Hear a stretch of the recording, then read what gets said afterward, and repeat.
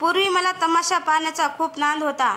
पूर्वीचे तमाशे रात्री 4-4 वाजेपर्यंत कार्यक्रम करायचे. तमाशा पाहण्यासाठी लोक गाडी बैल करून बायका पोरांसह येत होते. 5-6 गावांचे लोक तमाशा पाहायला यायचे. मी मात्र पायी पायी यायचो. त्यात आमच्या गावात अफवा पसरली होती की गावाच्या शिवाजवळ भूत निघते, माणसाबरोबर कुस्ती खेळते. ते एकटे माणूस दिसले की विडी मागते. कधी बाई बनते तर कधी पुरुष बनते. ते आपल्याकडे येताना उलटे हात पाय, लांबलचक केस, मोठे दात असे अकराळ विक्राळ दिसते. कधी गाड्यांना हात करून सुंदर स्त्री बनून गाडी बाहेर ओढते व ठार मारते. तसेच सायकल व मोटरसायकलवर माणूस दिसला तर त्याला ते दिसते पण हात लावत नाही. मात्र गाडी थांबविण्यासाठी अनेक रूपात अडवते. कधी कधी ते म्हाताऱ्या माणसाचं रूप धारण करून विडी मागते. तर आपल्याजवळ मटण नसावे, ते जर असले तर माणसाला जिवे मारते अशी समजूत होती. असेच मी एकदा तमाशा पाहायला गेलो.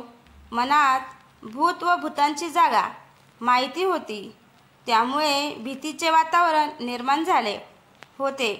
3:30 वाजता तमाशा संपला. आकाशात चंद्र प्रकाश होता. तमाशा संपल्यावर मी त्या वाटेने जाऊ लागलो होतो. जसजसे जवळ येत होतो तसतसे भूत आपल्याला मारणार ही भीती निर्माण झाली होती. मी माझ्या सावलीला भूत म्हणून समजू लागलो होतो. त्यात अमावस्येच्या रात्री भूते नाचत असतात. त्यांच्या झुळकीत सापडले तर भूत ठार मारतील. पूर्वी गावातल्या एका माणसाला भूताने ठार मारले होते असा समज होता. त्या ठिकाणी एका तरुणाला लग्नाच्या अगोदर कोणीतरी खून करून मारले होते. त्याचा बदला घेण्यासाठी ते भूताच्या जन्मात गेले होते. त्यामुळे ते दरवर्षी एकाला मारते असा गावकऱ्यांचा समज होता. भूतापासून वाचण्याचे मार्गही गावकऱ्यांना माहीत होते.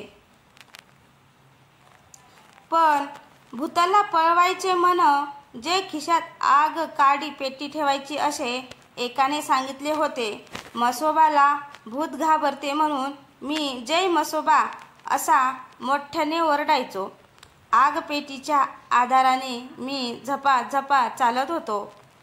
माझी सावली मला भूत वाटायची. चंद्र मी चालेल तसा माझ्यासोबत चालतोय असा भास व्हायचा. गावात एकाने तर असे सांगितले होते की भूत लघवी शिंपटल्यावर अंगाला स्पर्श करत नाही. ते आठवल्यावर मला तो एक जालिम उपाय सापडला. तसा मी भीतीने घाबरलोच होतो. त्याचवेळी जोराची मला लघवी पण आली होती. ती लघवी आजूबाजूला शिंपडली, थोडीफार हातापायाला लावली. त्याच्या आधाराने मला हिंमत वाढली. भीतीमुळे न मागे जाता येईना ना कुणाची वाट पाहता येईना. त्यामुळे माझी मनातली भीती कमी झाली होती. मी आग काडी पेटवायचो व चालायचो असे गाव जवळ येईपर्यंत चालू होते.